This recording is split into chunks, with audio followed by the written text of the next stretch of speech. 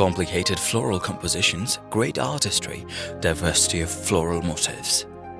These are famous wedding curtains, Suzani. This is one of the most precious collections of the museum. Each of the embroidery represents national spiritual symbols, the people's thoughts on gardens and bloom in fragrant flower gardens, on the sacred sense of celestial bodies in repeated life cycles.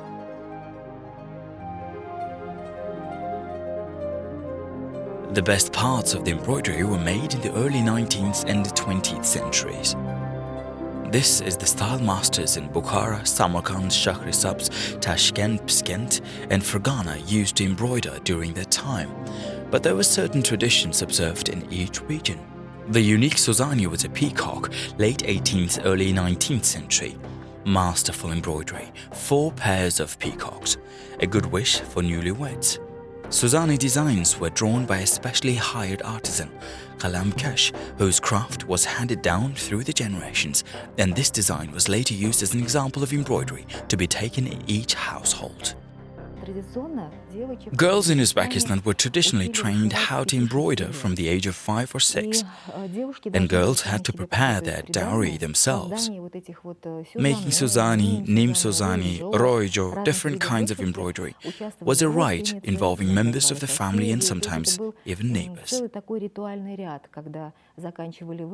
When it was over, a ram was slaughtered and a sacrifice was made. And this meant these were not just independent acts, they made a single whole that was handed down from generation to generation, from century to century on.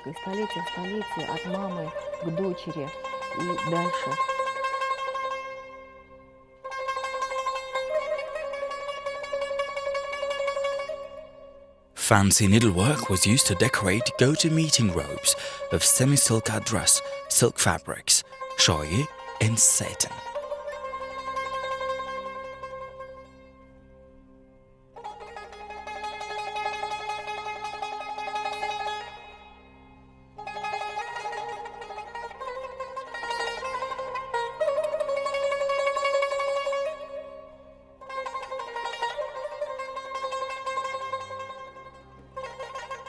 Gorgeous velvet robes take pride of the collection.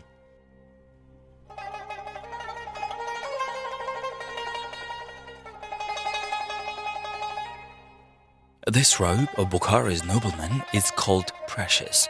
It is stitched with gold threads all over. Gold stitch details were used to decorate both velvet and textile robes.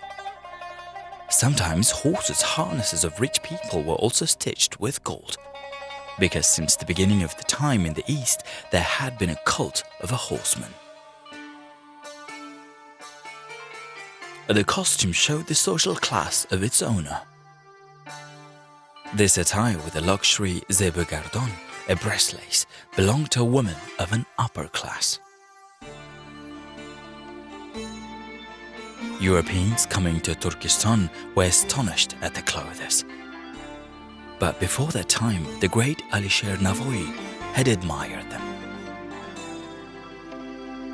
A supple branch of green, a sweet smile on her face, she came into him. Her attire was of blue silk, breathing the freshness of sandal, her sandal skirts swishing.